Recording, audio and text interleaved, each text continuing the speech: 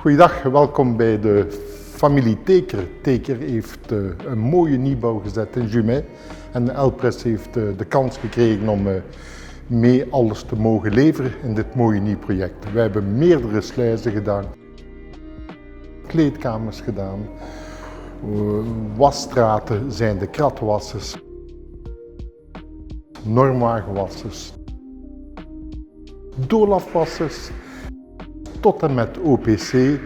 Kortom, wij hebben ons geheel pakket hier mogen neerleggen. Welkom bij Teker, kijk naar dit mooie project. Het was aangenaam om dit met de familie Teker te kunnen verwezenlijken.